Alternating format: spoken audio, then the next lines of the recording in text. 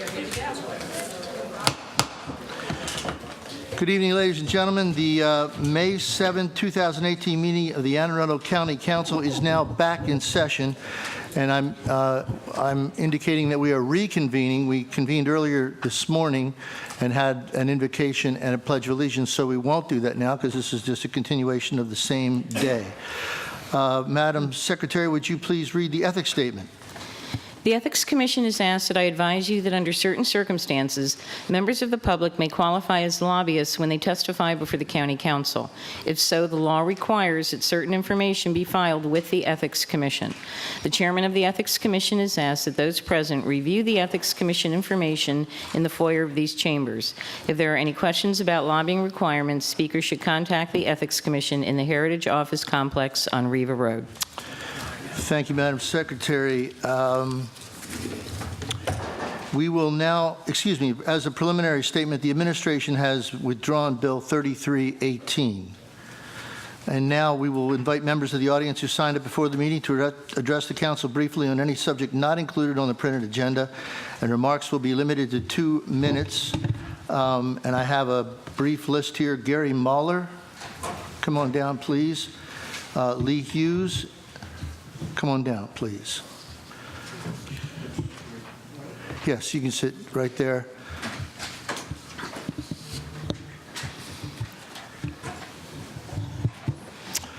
Mr. Mahler, good evening.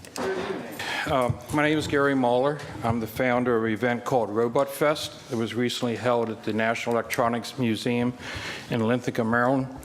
And it's a STEM event. And we got started in the year 2000, and the idea was that our local paper promotes sports figures, not artists, but comedians, entertainers, but we don't celebrate scientists and engineers. I'm an engineer. I work for a large aerospace company in the North County, and I wanted an event that would celebrate our real heroes, our scientists and engineering, that provide so much benefit to society. Robot Fest is the 18th year. It's unlike a lot of the Robot Fest competitions that you probably have heard about. Ours is a day of playful invention. We do not do competitions. So it's a day where people can share ideas, learn from others, and it's a day where I've promoted the coming together of creativity and technology. In the past, we've done wearable circuits fashion shows. We've helped the Anne Arundel County Library put on a fashion show over at the Arundel Mall, the Annapolis Mall. And you might say, well, what's the relationship? Well, we found that there's a lot of creativity that needs to be work. The people who have the left brain, the right brain, really the best teams are people that work together. And so the fashions is an extension of the creativity side of my event, and it also brings the opportunities to expand into things like the halftime show at the Super Bowl. That's all creativity and the same computers and the microprocessors that the little boys build robots. Mr. Chair. Mr. Mahler, I'm sorry. Go ahead, Mr. Smith. Mr. Mahler, because I know his 2 minutes was going to end here, so I was trying to time myself. Right. I've certainly worked with Mr. Mahler in the past, and if you may, because I'm a big fan of technology, STEM resolutions I'll be talking about the school board side of the house or school system. If you can also let them know how many people participate annually in this event that's held up in North County. Well, this year I think our count was 670 some people. We've been as high as about 1,000. The museum maxes out at about 900,000 people, and then we're swamped. So we don't don't promote it as much as I would like to. I'd like it to grow to be a much larger event. There's no reason it shouldn't be for this area, the Baltimore corridor. We also take Robot Fest on the road every other year. So this year we were part of the USA Science and Engineering Festival.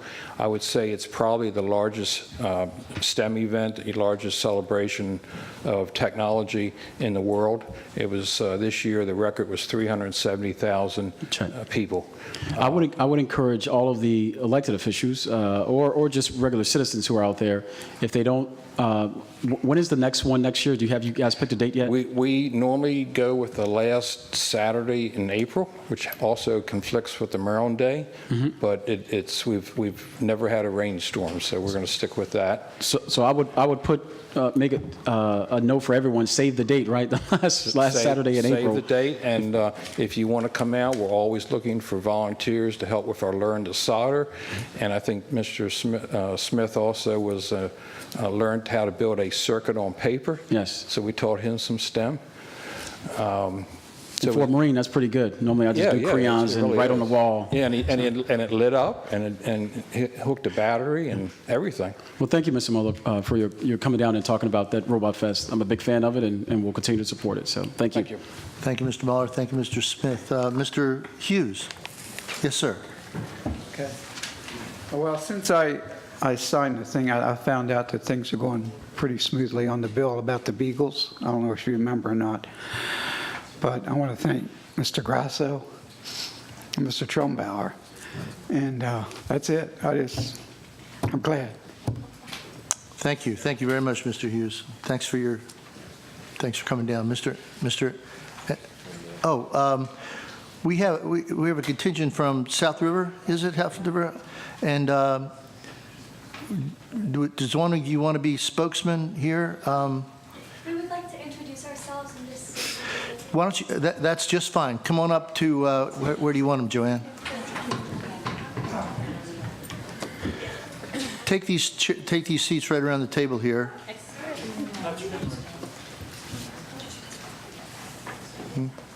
I'll get to them.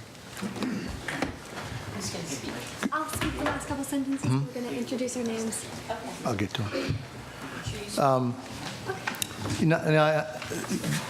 We have a rule here that you can't, I'm just going to explain for the benefit. I know this has been explained to you, but I'm explaining for the benefit of the rest of the people here.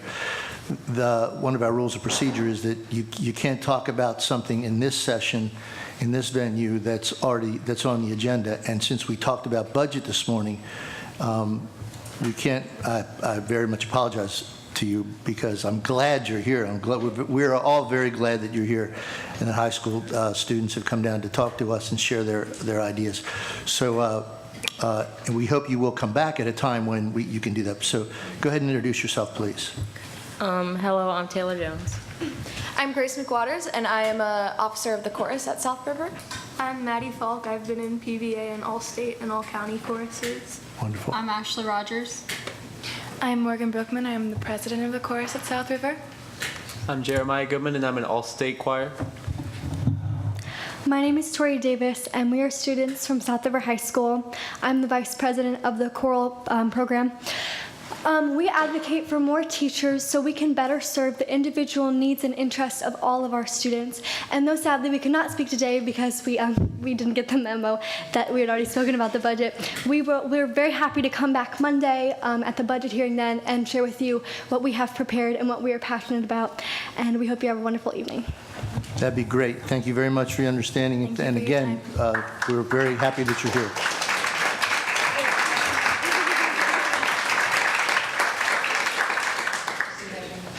Mr. Enright, is there anybody else that would like to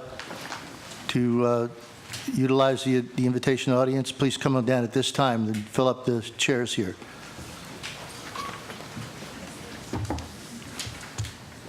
Okay, after this, we'll close the invitation audience.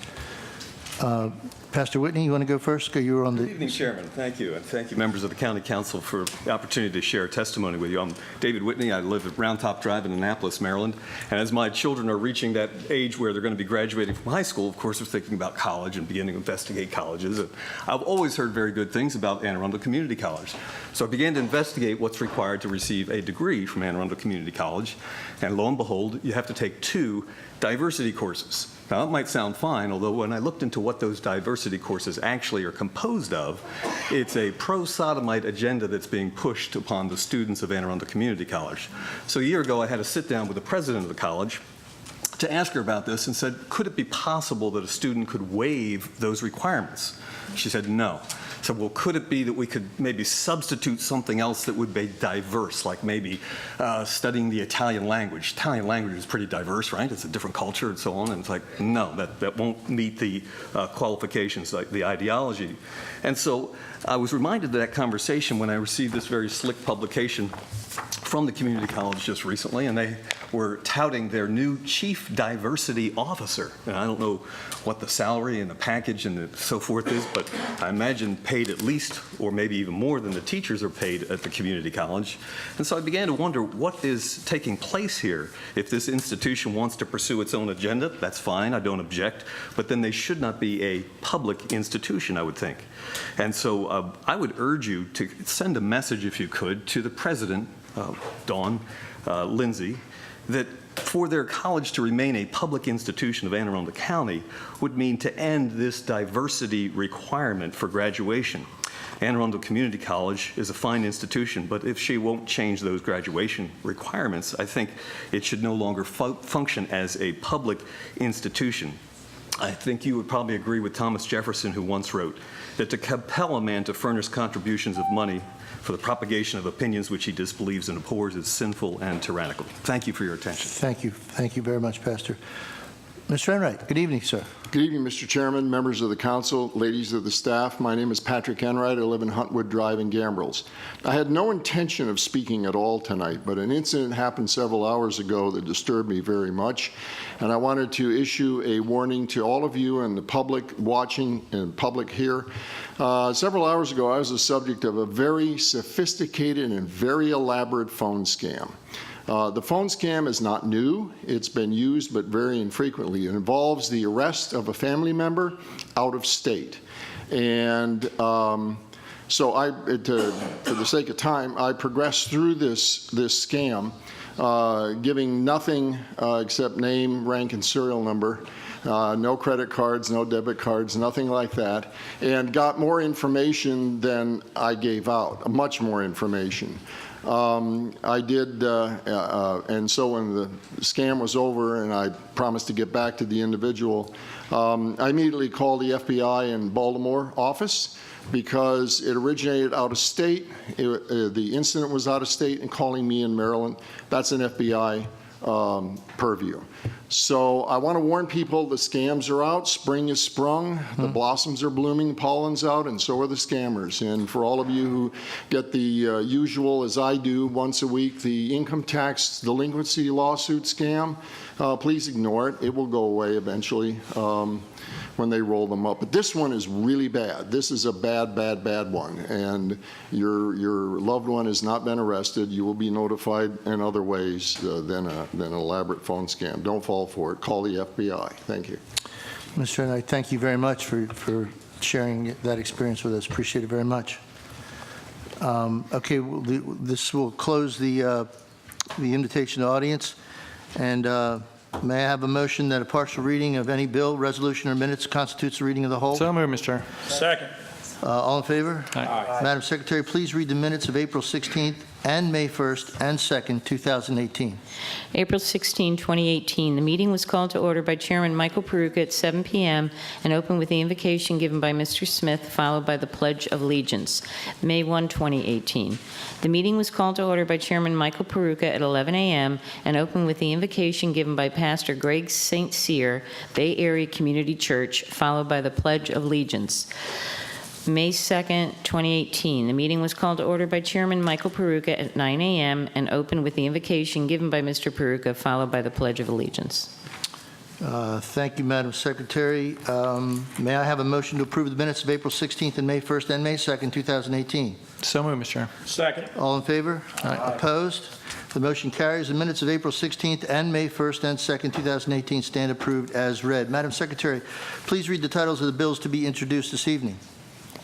Bill number 4918, an ordinance concerning licensing food service facilities, polystyrene food service products. Bill number 5018, an ordinance concerning animal control, dogs outdoors, shelters, tethering. Bill number 5118, an ordinance concerning disposition of real property transferred to governmental entities.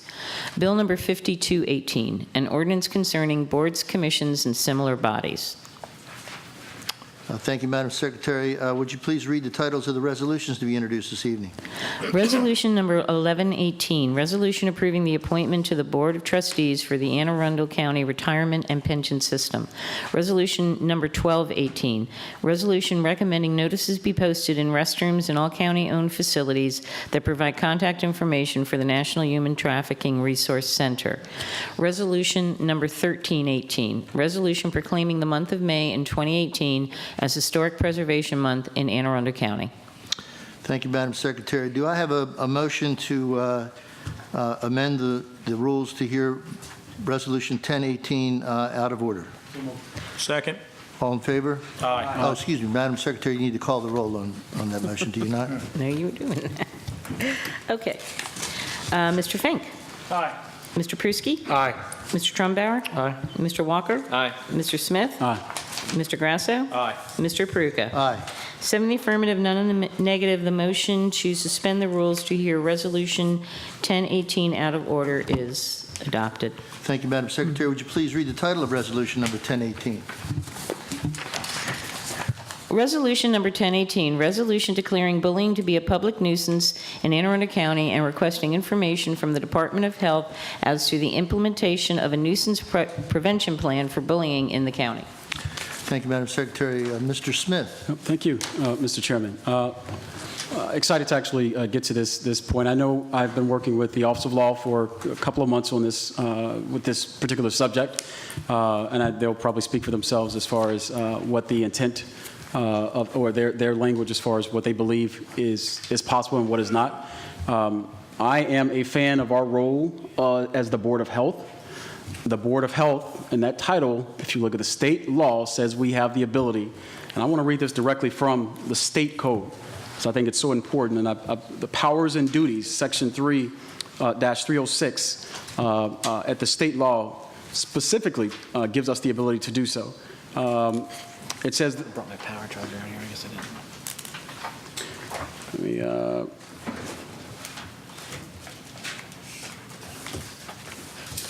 except as provided in paragraph 2 of this subsection, each county board of health shall exercise the duties imposed by law on a board of health.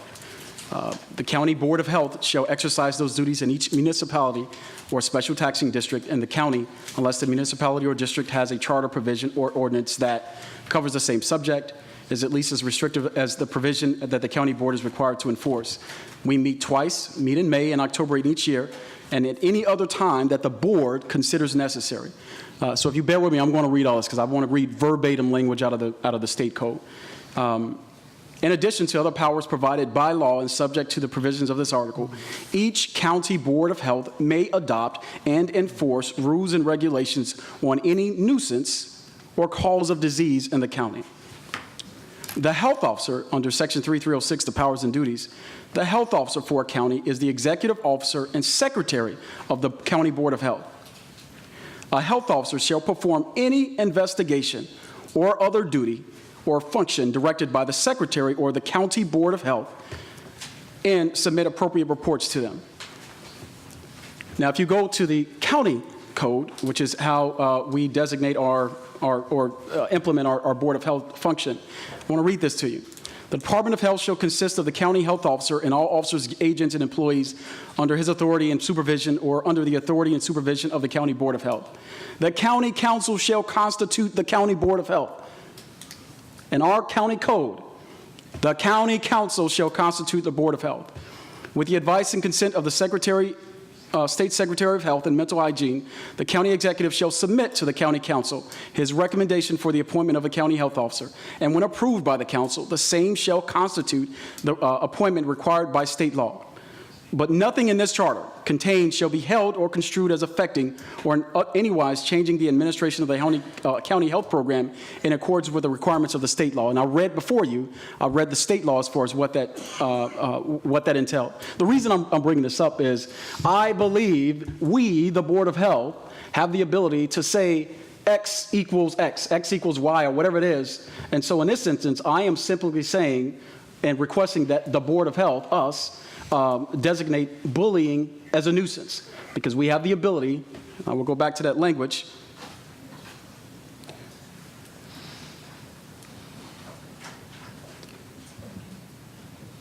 once it's designated as a nuisance, in addition to the other powers provided by law and subject to the provisions of this article, each county board of health may adopt and enforce rules and regulations on any nuisance or cause of disease in the county. So if we designate something a nuisance, we have the ability to actually adopt and enforce rules and regulations on any nuisance or cause of disease in the county. Now, this resolution that before you simply designates bullying. It does two things. It designates bullying as a nuisance, and it asks the county health officer to sort of come up with recommendations or some type of information that could help us address bullying. That's all it does. We're not implementing anything by this resolution, but simply designating it, one, as a nuisance, and then asking the health officer to actually come back and say, well, here is what we think is actually possible as far as us solving this problem. Bullying is an issue in school. It really is. I don't know what world some folks live in, but the one I'm live in, it is a significant issue. And we sat here earlier today when the superintendent was here and said that the bullying because of social media has taken on a life of its own, and it's exponentially sort of expanded that the powers of those who bully.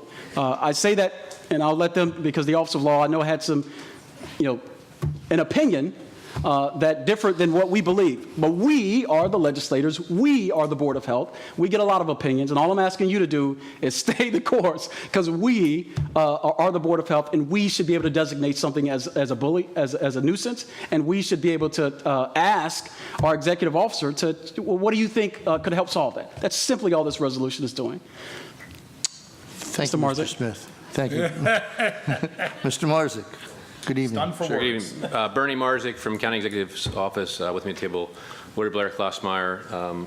Health Officer Fran Phillips, I believe, is either on her way down or She's here. Here. Oh, okay, she can come up to the table. And she is a wonderful health officer, by the way. This has nothing to do with her. She is the best.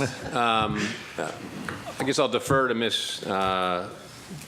Blair on the legality issues. I think the Office of Law has some concerns as far as whether you can declare it a nuisance, but then I think the bigger issue is that we're talking about bullying in schools and whether or not the county can regulate.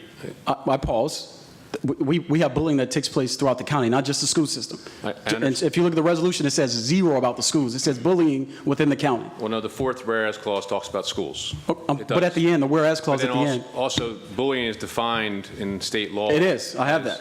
Right, but it's all related to schools in the definition of bullying. Mm-hmm. But, so that being said, we plan to report back to the council. I know the police chief's coming in for budget tomorrow for Mr. Trumbauer's resolution on bullying a couple weeks ago. The health officer is going to be here on Wednesday for when you all meet as the Board of Health in the budget hearing as well, where she plans to give her report. I'm not sure if you all have heard from the Board of Ed on this because I know they were also asked in Resolution 818 to talk about steps taken to prevent bullying, harassment, or similar criminal behavior, as well as any resolutions achieved in this area. To be honest, I know we've had this conversation, I'm not totally clear as the difference between what was asked for in 818 and what's being asked for in this. Well, the first thing is that we didn't declare bullying as a nuisance in the previous. We just made a statement and asked them to sort of do some research. This is actually making a declarative statement saying bullying is a nuisance. Right. That's the huge difference. Okay. But as far as what you're asking to be done, as far as the recommendations, I'm not sure if there's a difference between the two. Maybe we can go over that in more detail on Wednesday when the health officer comes before the council. And then also, I did point out to Ms. Corby that there was a typo at the We fixed it. at the end of the bill, or at the end of the resolution. So maybe Ms. Blair, Ms. Phillips want to add more, they can. But, we'll comply with the resolution if the council passes the resolution to, I guess, provide that information on bullying in the county. But As well as declare it a nuisance. I would caution that, you're talking about bullying in schools with the definition of what bullying is, that we don't have the ability to go into the schools and do that. I think Mr. Cheknovich is here. I'm sure he would agree. I believe the council would all agree with that as well. So I think you're then dealing with bullying on, in the workplace. You're dealing with bullying in people's homes. You're dealing with bullying at, rec and park facilities, things like that. But as far as the remedies for it, you're not going to be dealing with the bullying in the school. Well, the good thing is our Board of Health is a state function. It is a state title given to us. I guess we'll probably cross that bridge, if we get to it. But the alligator closest to the boat right now is saying, hey, just like we did last year or a couple years ago when we declared opioids not a nuisance but a crisis. And so what happened? So the county executive and this body, because we confirmed it, we declared it a crisis. The next thing we did, they had meetings and a team put together to look at solutions. And then the next thing you know, you have Not My Child, and you have safe stations, and you have all these things that started from it is first a problem. And so for me and us, the Board of Health, I have seen no reason why we can't draw a line in the sand that says, yes, this is a nuisance, and we want to look at it. That's all I'm doing. Thank you, Mr. Smith. Ms. Blair? Yes, so the subject of our opinion on this issue wasn't the power as the Board of Health, but rather whether or not, A, this is a nuisance under the legal definition of nuisance, and then whether bullying in the schools is preempted. And that's we specifically talked about the schools there. So the issue with the definition of nuisance is that a nuisance, there's a list in the section that all have to do with invasion of property. And as a matter of fact, the Court of Special Appeals and the Court of Appeals have said that a private nuisance is a non-trespassory invasion of another's interest in the private use and enjoyment of land. And if you look at the list of things that's in section 20-301 of the Health General article, all of them are things on somebody else's property that's affecting your use of your property. So bullying doesn't fall into that category of nuisance. So it's not whether or not this board has the power to say something with respect to nuisance, do something with respect to, and when I say this board, I'm sorry, the Board of Health has something to do to make regulations regarding nuisance. The question is whether or not bullying is a nuisance within the legal definition of nuisance. And our opinion is that it is not. Well, the good thing about lawmakers is they change. And, those definitions can be updated. 100 years ago, I probably wouldn't be sitting right here, but things changed. And so I don't see no reason why we can't sort of start that conversation to change what someone considers, personal invasion of my space, whether that's mental or physical. Bullying does that. It affects people from a mental health standpoint. And so I, as the Board of Health, am tired of just sitting here not doing anything and not saying, and just passing the buck and saying, well, it's this body or it's this body, when we have a constitutional power, at least in my opinion, that says we can do something about it. And so I don't want to sit here 4, 5, 6, 7 years from now, and people are constantly hurt, and all we do is say, well, the law said X. Well, change the law. It's as simple as that. Or change the verbiage in the law. And that's what we do. That's what we were hired to do, and I'm just trying to do my job. The definition of nuisance, established by the courts, highest courts in this county, in the state, as well as the state legislature, involves physical, real property and not physical space. So that. Do you know when that opinion was? I have an opinion from 2004. So before Facebook, right? Okay, before Twitter was really like. Citing an opinion in 1994. Check. So now that we are in the sort of new age, and there are a lot of other sort of technology. So I'm not. This isn't personal to you. It's just I'm passionate about it, and I really want us to stop passing the buck, right? And so I just feel like we have an opportunity here to, just because it's never been done before, doesn't mean we can't do it. And so if the courts want to weigh in, let them weigh in. And if they think it's something that we're exceeding, I don't think we are, but It would be Mr. exceeding the authority of the Board of Health to have the Health Department come up. sitting as the Board of Health, declare bullying a nuisance when the definition of nuisance deals with a non-trespass, interference with the use of real property because of a non-trespass. There may be other avenues under which the county could monitor, make pronouncements, do whatever. I think that's what Bernie was suggesting with respect to the police department. Our point is that this is not necessarily So that's the your opinion. avenue So for that's your opinion, right? That's the law office. That's a law's opinion. Thank you. Mr. Smith, may I, one of the reasons that I was reluctant to have this heard at the last session was because it was my understanding that professionals in the field, including the schools and including the health department, and including the police, were already working on giving us information and giving us, Check. right? So I felt that it would be preliminary to move ahead without at least hearing and having the benefit of what they were going to give to us. And my understanding is that that's scheduled to happen on Wednesday, right? Day after tomorrow. But Mr. Chair, this doesn't do anything to prevent that. This does zero to prevent that. Understood. For what it's worth, my concern about this is not whether or not we have the authority. You and I have discussed this before, where I'm in agreement with you about the need and the desire to be more proactive with respect to our Board of Health role. I'm on board with you with that. My worry about declaring something to be a nuisance or declaring bullying to be a nuisance is really definitional. For the one thing, I think in order to do that, we need to define what bullying is, and we have to define what a nuisance is. And from that legal standpoint, Ms. Blair has just talked about bullying not rising to the level of a nuisance because it's not like those other things. It's not the kind of thing those other things are. But for my part, I think I've looked up US. I guess it's called StopBullyingNow.USA, perhaps I think it was, which is a U.S. government site about bullying. And what the definitionally, it was really very, very all over the board. It was everything from physical assault to being left out of a game on the schoolyard, or in other words, something that was very subjective or et cetera. So in order to proceed, I'm sorry to make such a long speech, but my concern is in order to proceed on this, it seems to me we need to be focusing on, we need to define what we're talking about before to just declare bullying a nuisance begs the question of what is that thing that we're declaring? So two things, Mr. Chair. One, I would argue and say that if you ask 99% of the people on the planet, do they know what bullying is? Probably they could give you an idea of what bullying is. So two, bullying is defined in the state code. It actually has a legal language to it within the state's code. Their issue is whether or not it should be classified with the nuisance category.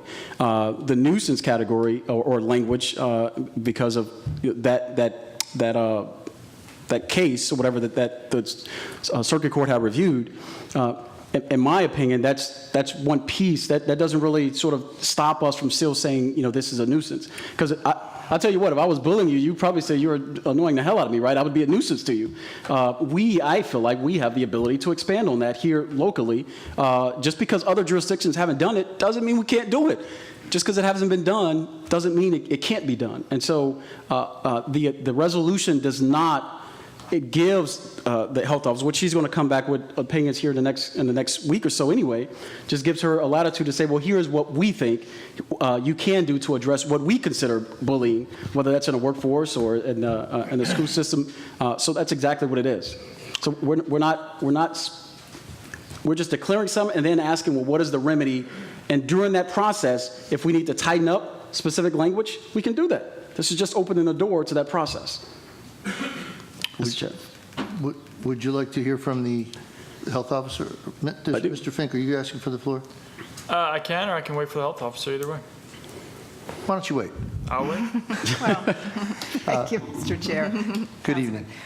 First, let me just recognize Councilman Smith's passion and assertiveness on this matter. And so whether we call it a nuisance, a public health priority, public health concern, public health issue, I do want to commend you for having the passion to move it forward. And so with regard to this resolution, I would defer to the law office on some of the technicalities in terms of the legal authority.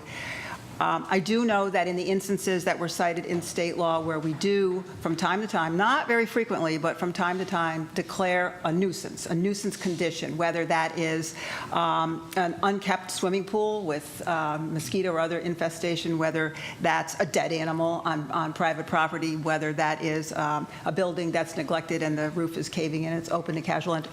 It is not just that we make the declaration that that's a public nuisance. We take action. So there's a follow-up. We go through an enforcement process with the law office so that it's not simply making a statement. And so I guess I'm a little bit at a loss given how, given the nature of bullying is not a concrete geography-bound condition, I'm a little bit at a loss of what one would do following the declaration of a nuisance. Having said that, let me just come to where the Health Department is prepared to come before you on Wednesday morning as the Board of Health, and that is in response to the previous resolution that you all passed that took up the matter of bullying and really asked for a three-prong approach with the school superintendent, with the police chief, and with the health officer. Sure. And that seems to be very prudent in that there's consequences, or there's conditions, I should say, in the school system that are not within the health officer's purview. Every bit as much they are in the superintendent's purview. Likewise, as far as criminal activity, I would defer to the police chief on how to identify and take action on bullying that rises to that criminal threshold. Having said that, the rest of the activity outside of schools and outside of criminal activity absolutely is part of the public health domain, so to speak. And yes, there's bullying that goes on with students, with children. There's bullying that goes on with adults. And so our plan to present to you on Wednesday is an outline of the report. And it's not a simple outline. We want to start with the definition. We want to start with the scope of the report. We want to talk to you about some research. There's some really important research that's been done on the subject of bullying, the causes of bullying, the consequences of bullying, both for the victim and for the perpetrator. Some of this research has been done at Hopkins. A former colleague of mine in the School of Public Health organized a national review on this. So this is serious business, and we're looking through the research. We also want to talk to other county agencies, Rec and Parks. We want to talk to and have talked with the county's compliance officer to talk about what are the steps that are taken right now in county government with respect to harassment, intimidation in the workplace. So just give you a flavor of the sense of what we're taking. This is a very serious request from the council that we want to produce a very comprehensive report. It won't be in a week. I just want to say we'll have the outline for you for your comments on Wednesday, and it will be one that will conclude with some action. And so I want to share with you, it is frustrating to me to have a lot of documentation, to have a lot of research developed, and then have a gap in terms of the consequences, the action plan. And I guarantee you there will be an action plan in connection with that. It will probably not, as far as what we have drafted, it will not include consequences of declaring bullying a nuisance, but there will be concrete steps that we will be recommending across the county. So that's the plan as we're going forward. And I'm excited to see it and hear it. I'm looking forward to it.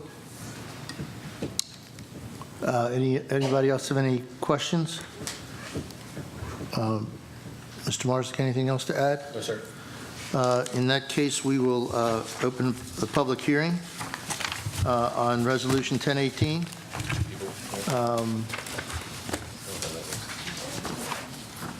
you have any sign-ups? You know? I don't see any sign-ups for Resolution 1018. If anybody would like to testify on this matter, please come down now. People come.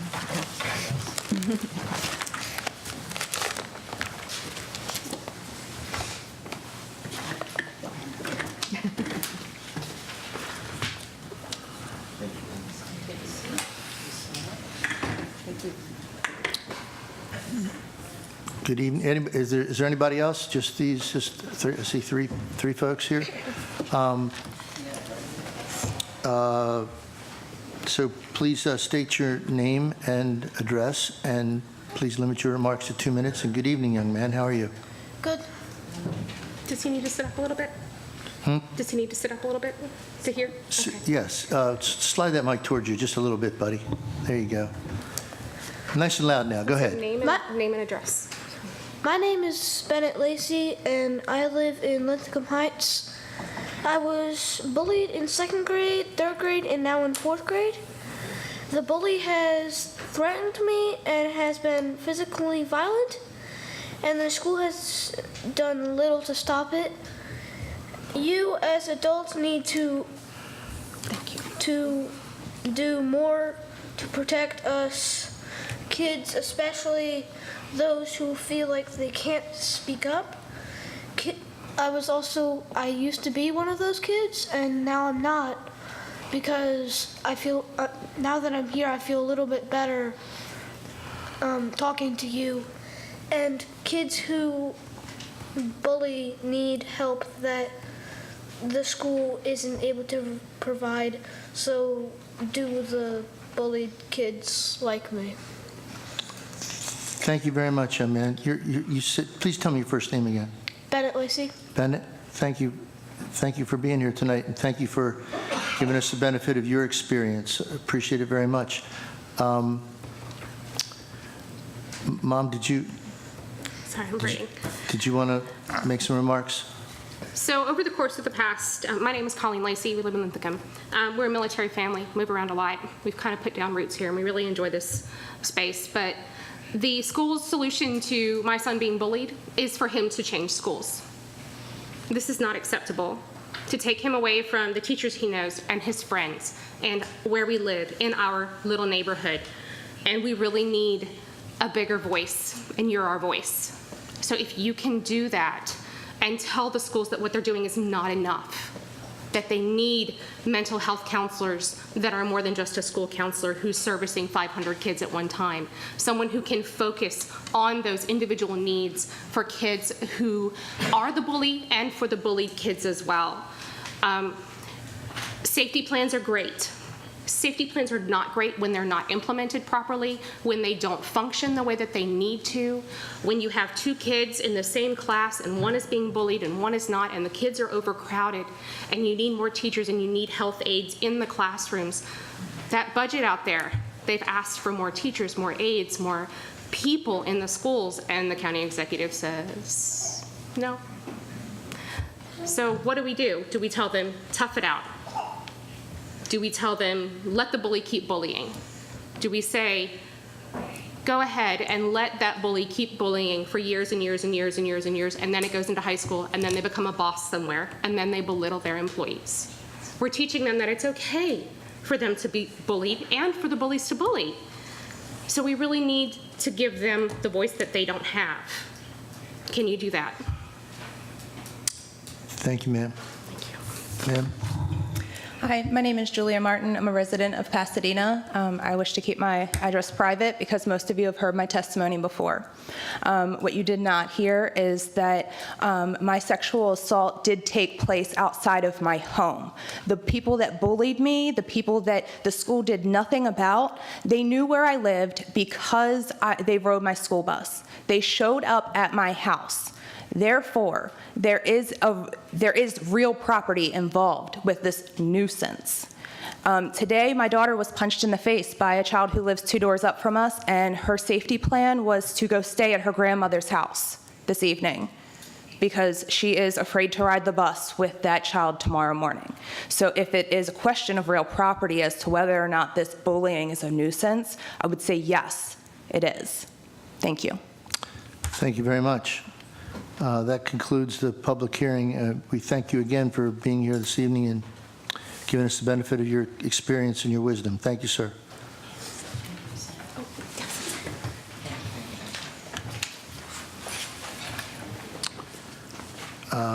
Is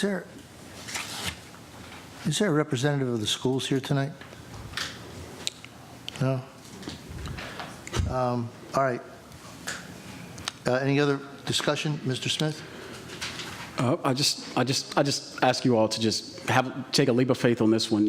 We get told all the time what roadblocks are there, and when our term's up and our time's serving in these elected offices, at the end of the day, it's not just about physical problems, it's about changing lives and really using our office to benefit and better the society. And so I would just encourage you to just look. I know you all have had different opinions from the Office of Law, and they have good staff. This isn't a shot at them, but at the end of the day, we are the lawmakers.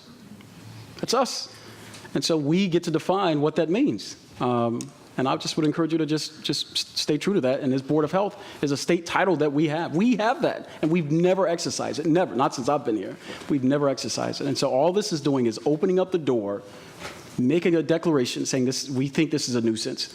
If there are some legal challenges down the road, who cares? But no one's going to say we did nothing. No one's going to say we did nothing. So, thank you. Thank you. Anybody, anything else? Then let me just add one more thought. Again, respectfully, Mr. Smith, you said that it's up to us to define, and that's really my issue here. I'm not sure that we've adequately defined it to the point where we can take action on it. So that's again, I share your passion about the subject matter, and I do also share your affinity for the fact that we are the Board of Health and that we should be proactive in that role. So that's my comment. Thank you. Madam Secretary, please read the title of Resolution 1018. Resolution number 1018, resolution declaring bullying to be a public nuisance in Anne Arundel County and requesting information from the Department of Health as to implementation of a nuisance prevention plan for bullying in the county. Any further discussion? Madam Secretary, please call the roll on Resolution 1018. Mr. Fink. Aye. Mr. Pruski. Aye. Mr. Trumbauer. Aye. Mr. Walker. Aye. Mr. Smith. Aye. Mr. Grasso. Aye. Mr. Peruka. Nay. 6 in the affirmative, 1 in the negative. Resolution number 1018 is adopted. Thank you. Madam Secretary, would you please read the title of Bill number 1518 as amended? Bill number 1518 is amended, an ordinance concerning subdivision development, adequate public facilities, public schools. Thank you. We have already had the public hearing on this. Is there any discussion from the council? Mr. Marzick? We're going to offer the amendment, and then we'll comment on the amendment. Okay, That works? there's an amendment. Madam Secretary, please read amendment number 4. Amendment number 4.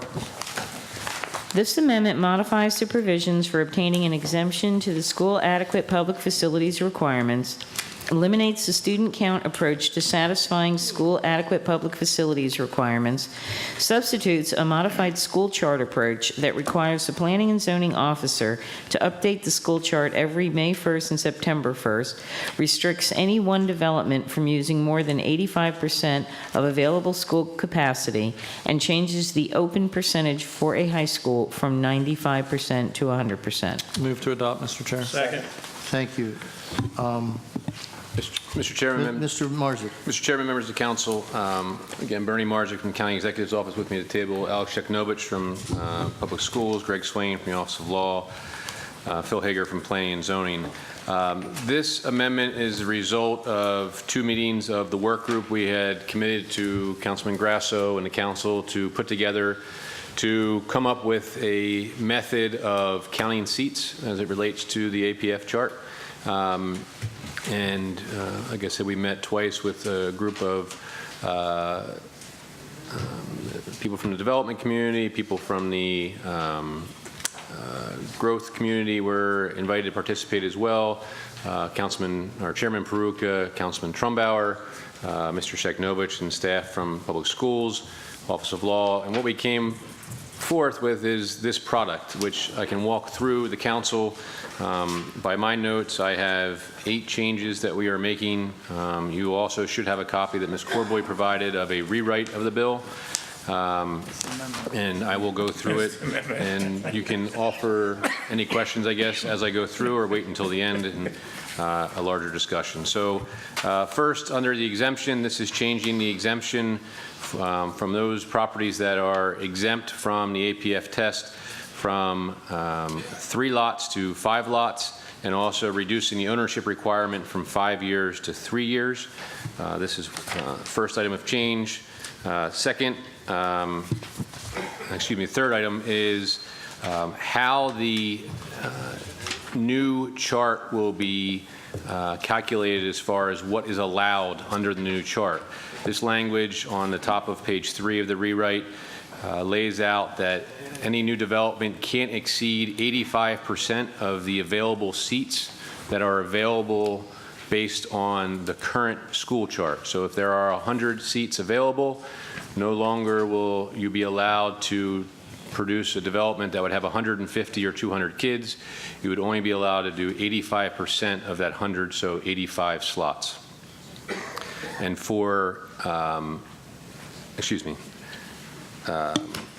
item number 4 on the top of page 4 of the rewrite, this says that in addition to the chart being adopted by the county council, which is submitted to planning and zoning, or submitted by planning and zoning by November 30th each year, the chart will be updated twice a year by the planning and zoning officer based on the developments that have come online. This will be updated on May 1st and September 1st of each year. Item number 5, this is changing the high school capacity back to 100% while keeping the elementary and middle school at 95%. Item 6 changes that, which is actually an existing law, that you can't appeal the planning and zoning updates like you can't appeal the current school chart. And item 7 on the top of page 5, this is that the chart, this language is put throughout the bill, that the charts must be based on the most recent education facility master plan. And finally, item 8, this keeps the sunset of January 1st, 2020, or the adoption of the general development plan, and that was kept in due to the 95% bill that Mr. Grasso had prior, had that same sunset. So this bill will have the same sunset as that. So, and I want to thank Mr. Peruka and Mr. Trumbauer for their efforts with this group, and we'd be happy to answer any questions the council has. Mr. Chair? Ms. Tate, did you want to start off? I just have a I'm sorry, she wanted to go first here. Ms. Tate.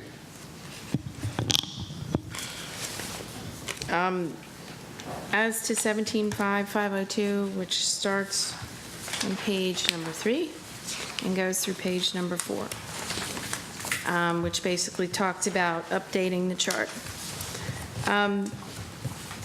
If you read the beginning of section A, it says the planning and zoning officer shall prepare a school chart for approval by the ordinance of the county council.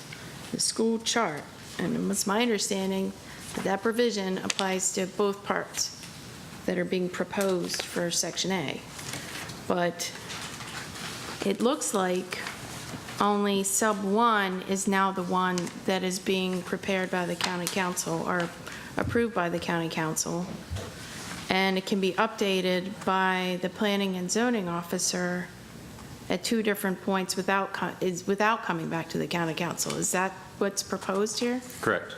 So, and if the chart is changed by the planning and zoning officer and it can't be appealed, what happens if someone disputes what's in that chart and there's no check and balance that exists under the appropriate language is under the beginning of A that says the county council approves the chart? I mean, and my second question is the chart contemplated under A1, is that the chart that's prepared based on the projections that are supplied to the State Board of Education by the Board of Education, because that's normally where those numbers come from? And I guess my question is, all the code requires is that chart comes down by November 30th. It doesn't necessarily get introduced at that point. So what is the current chart, if the one that comes down by November 30th is not introduced or passed, and you have one sitting out there that is approved by the planning officer that has no ability for anyone to appeal what's in it, and there's no real mandate, it says it shall be revised at least once a year. And say the one that comes down in November doesn't get revised until January because of the legislative process. So you could possibly be sitting there with a couple different charts that are not approved. I'm trying to figure out where the check is in this process, because there's no appeal, and there's a possibility maybe that the chart that's normally passed by the county council isn't passed in a timely fashion. And my initial view of this amendment was this afternoon, and my concern was, which nobody could answer, was what if someone is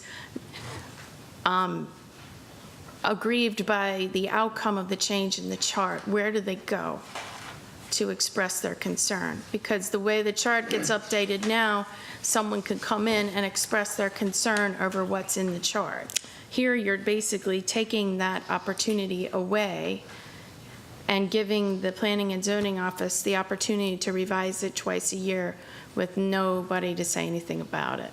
Mr. Swain just cleared his throat. I mean, am I missing something here? Greg Swain, Supervising County Attorney. I guess the chart needs to be viewed in light of its function, because the chart by itself, the only utility it really has is for approval of school APF for subdivision site development plans. If a chart is approved by the Planning and Zoning Officer and an applicant who has a pending subdivision is denied APF approval based on that chart, he can appeal that denial. What he can't appeal is the chart. So there is recourse for someone who's aggrieved by decisions made in that fashion. And under your example, the chart has to be in by November 30th, and you're right, it's not going to get passed then. It might not get passed till February. But the prior chart that's revised or updated by the Planning and Zoning Officer would remain in effect until a subsequent chart is approved. So if there's a September 1st chart updated by the Planning and Zoning Officer, that chart would remain valid until the chart submitted to council is approved, which would supersede that chart. Okay, but how is it valid under the beginning language of subsection A that says that the planning officer shall prepare a chart that is approved by the county council? It's not, I mean, the way that this initial language says that that's the valid chart. So how is one that's administratively prepared the valid chart if the language still in the code says this, and then it says the chart is effective right away in both instances for the update? So it's sort of, here we go from having a situation where someone has the opportunity to even contest the chart as it's enacted by the county council, because there's a waiting period there. So it's kind of, I mean, I guess I'm missing, it's a shift, it's a complete shift in the scheme by saying now we're going to allow one to linger out there that's not passed by elected members of the county council. Well, the whole So I'm just asking why that shift, and how does that operationally going to work when you have language that says they need to pass it? Well, the language does say they need to pass it, but the new language also says that the Planning and Zoning Officer can update that chart, not a new chart, update the chart based on subdivisions that have been approved since the legislative chart was passed, and then since the last update. So it is the same chart. It's simply updated by the Planning and Zoning Officer twice a year. But it's not the same chart then. It's the chart that the Planning and Zoning Officer is preparing, not Mr. Chair, no oversight. Can I offer an answer? Because yes, Mr. we deliberated on this for some time in the work group, and I can tell you the intent was to transition the current system, which is once a year we adopt a chart. to be a more iterative approach, because all developments do not happen at one moment in time, they happen throughout the year. And so the intent was, well, if we adopt some mechanism that allows the county, in this case the planning and zoning officer, to update the chart based on what has happened from point A to point B, that will reflect a more accurate view of what's happening in that school district. So I think what Mr. Swain is saying is it's the same chart, it's just updated on what has happened since the time the council passes the version of the chart to this new time. And to me, I don't see a harm in that, because I view it as more accurate information. So the planning and zoning officer does not have the ability, to my knowledge, to change things on a whim. He or she may only make an update based on new developments that have come into the process. Am I mistaken in that? Correct. Okay, so I appreciate the structural concern you're pointing out. I guess my point is the practical implication. I don't foresee a problem happening. I just see a more accurate reflection during any given time of the capacity of any given school system. Mr. Chairman. Mr. Fink. So, Mr. Trumbauer, just to sum that up, essentially what you're saying is the council passes the chart. Development continues to happen over the next 4 or 5, 6, 10 months. And the only changes in the chart that the planning and zoning officer make are from developments that have happened since the chart passed. Correct. So he would not be able to close a school. Absolutely no development. I lost my mind. I don't believe so, yeah. Correct. Right, so he can't just he wouldn't be able to close a school based on enrollment. He doesn't have discretion to change it for no reason. For enrollment. Right. Remember, the entire premise of this bill is to change the process from a binary open-close to a number of seats available. That's what the Grasso bill does. In my view, making that as accurate as possible is something that we should aspire to. So originally the work group talked about let's do it quarterly. There was some concern expressed that would keep the planning and zoning officer quite busy to do 3 different updates. We talked about doing it twice a year, and then as tends to happen in these things, we kind of settled and negotiated on 2 updates. So there will be one time when the county council passes it, that's the chart, and then twice during the year, the planning and zoning officer has the authority to update it, only based on developments that have come into the process and will use up capacity during that time. Did I misstate anything? Correct. Okay. I don't have a problem with that, but I understand Ms. Tate's concern, but I think first, this bill in and of itself is not perfect, but I think it's an important bill because it does transition us away from that binary open-close system to an actual accounting of how much capacity we have in our schools. I think that's important, and I think it's an admirable goal. I think also we retain the 2-year sunset because we kind of admit maybe we didn't get it exactly right, and it kind of forces the council to continue to track this and the next council to track this. And if there are deficiencies, if something doesn't work, they got to redo it in 2 years anyway, so they can have the opportunity to make updates. Thank you, Mr. Trumbauer. Anybody else? Anything further? No, sir. Then, Madam Secretary, please call the roll on amendment number 4. Mr. Fink. Aye. Mr. Pruski. Aye. Mr. Trumbauer. Aye. Mr. Walker. Aye. Mr. Smith. Aye. Mr. Grasso. Aye. Mr. Peruka. Aye. 7 in the affirmative, none in the negative. Amendment number 4 is adopted. So bill number 1518 as amended will be heard on May 21st, 2018. Madam Secretary, please read the title of bill number 1718 as amended. Bill number 1718 as amended, an ordinance concerning administrative zoning reclassifications, temporary moratorium. Thank you. Mr. Marsick. Mr. Chairman, members of the council, this is our bill related to the moratorium in the county. We have no further amendments, and we would ask you to pass this bill tonight. We'd be happy to answer any questions the council has. Any discussion at this time? In that case, we will open the public hearing. We have just one person signed up for the public hearing, Amy Leahy. Please come down. If anybody else would like to testify on this matter, please come down now. Okay. Okay, good evening. Ms. Good Leahy. evening, Chairman and council members. I'm Amy Leahy.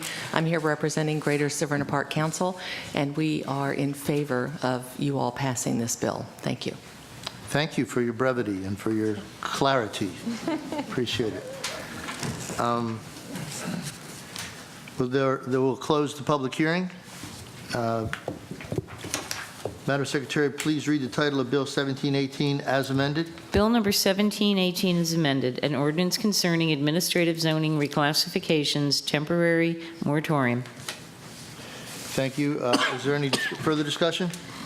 Madam Secretary, please call the roll on Bill 1718 as amended. Mr. Fink. Aye. Mr. Pruski. Aye. Mr. Trumbauer. Aye. Mr. Walker. Aye. Mr. Smith. Aye. Mr. Grasso. Aye. Mr. Peruka. Aye.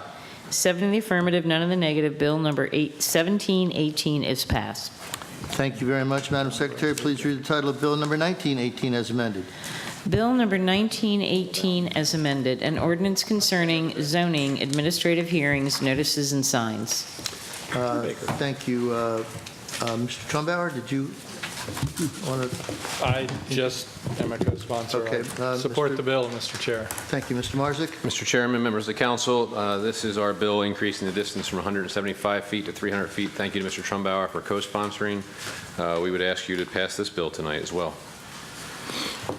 Thank you. Any further discussions or questions? Then we will open the public hearing on Bill number 1918. I don't see a sign-up sheet for 1918. Would anybody like to come down and testify on this? Please come down at this time.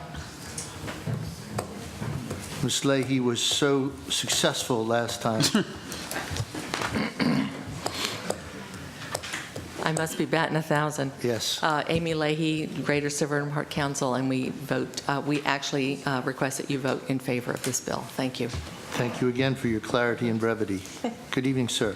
Good evening. Mac Minahan, 3651 First Avenue, Edgewater. We are very much in support of this. Certainly, my family, my friends, very much in support of this bill. It's curious, though, do I understand correctly that the distance applies, the 300-foot distance applies only to private property and does not apply to county or state property? That the notification, I think I'm understanding this correctly, that the notification applies only to private property and not to county or state property. And I'm curious about why that would be the case and hopeful that you would apply the same distance requirements to all rezoning.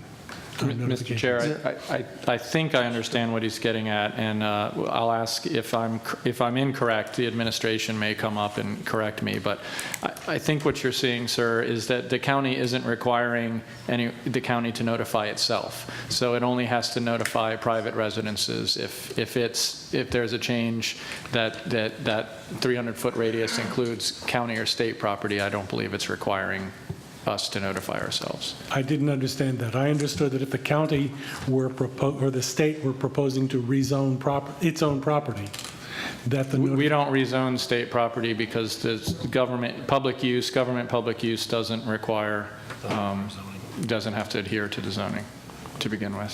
So, okay. Yeah, I mean, my only request here, I mean, you're describing a technicality that I haven't understood from the bill. My only request is that if you're going to require this of homeowners, you require it of the county and the state as well. And that may not apply in this case, but that's the larger principle that I hope would apply. Thank you, Mr. Minahan. Mr. Swain, did you want to agree with Mr. Trumbauer? We can't do that anyway. Hey, Mr. Chair. Yes, I'm sorry. I mean, I was going to say, I mean, and the Officer Law will probably correct me. In essence, we kind of, if the county is going to change, we have a bill that's submitted, and it has 30-day public notice. We kind of do that now. I mean, we don't mail to the 300, not that I'm aware of, but the signs go up. I mean, I don't think the county is going to build any developments as far as housing developments, maybe some parks or something, but I mean, I'll let the professional speak to it. Clear your I could be all wrong here. Very good. Mr. Swain. Greg Swain from the Office of Law. The distance requirements actually do apply to government and public service entities, so there's 3 tiers of notice. One is the 300-foot, and then anything that adjoins or confronts properties that affect the subject property. So you have a 300-foot circle, and that would usually include every property that adjoins or confronts it, but sometimes it might not. And then the 3rd tier is property that adjoins or confronts adjoining or confronting property. And government entities or public service companies in that 3rd tier do not need to be notified. But if they're within 300 feet, they would get notified. Okay, so if it's their action that's happening, the 300-foot radius applies? Well, with government entities, the zoning law does not apply to government entities. So usually they're not taking any action that would require us to give notice. This really looks at giving the government notice that some action is taking place that may affect them. So, and one of the things we looked at were BGE transmission lines, which are huge swaths of property that would expand the notice requirements just to a ridiculous level. So that's the intent of it. Mr. Minahan, thank you for your concern, and thank you again, Mr. Swain, for your answer. Thank you, Mr. Trumbauer. That was unusual byplay there, but we got through it. We got through it. Thank you for your patience. Madam Secretary, is there any further discussion? Madam Secretary, please call the roll on Bill number 1918 as amended. Bill number 1918 is amended, an ordinance concerning administrative hearings, notices, and signs. Thank you. Now please call the roll on Bill 1918 as amended. Mr. Fink. Aye. Mr. Pruski. Aye. Mr. Trumbauer. Aye. Mr. Walker. Aye. Mr. Smith. Aye. Mr. Grasso. Aye. Mr. Peruka. Aye. 7 in the affirmative, none in the negative. Bill number 1918 is passed. Thank you, Madam Secretary. Please read the title of Bill 2118 as amended. Bill number 2118 is amended, an ordinance concerning zoning, general provisions, general development plans, small area plans. Thank you. Mr. Marsick. Mr. Chairman, members of the council, Bernie Marzick, the County Executive's Office. Again, this is our bill that would require the upcoming general development plan and all future general development plans to adopt small area plans. We would ask the council to pass this bill tonight. Thank you. Any discussion? Mr. Trumbauer. Thank you, Mr. Chair. Mr. Marzick, it's been 3 weeks since we discussed this, and a lot's happened since then, so forgive me if I'm not remembering. But we expressed some small level of concern about wanting the council to have a say in the citizen groups. Correct. And I think I remember you made a commitment on the record to provide some council input, but I don't remember the particulars. Can you restate that for us before we vote on this bill? Sure, absolutely. We're more than happy to take any input. We've actually gotten some input from council members for a citizen advisory or for the citizens committees. And then the second issue is that you ultimately, not you, but the next council will ultimately have the power to be very prescriptive as to exactly what is the makeup of these small area plans. Very good. Thank you for reiterating that. Thank you, Mr. Chair. Thank you. Anything further? Anybody else? If not, then we'll open the public hearing on Bill number 2118. And let me just...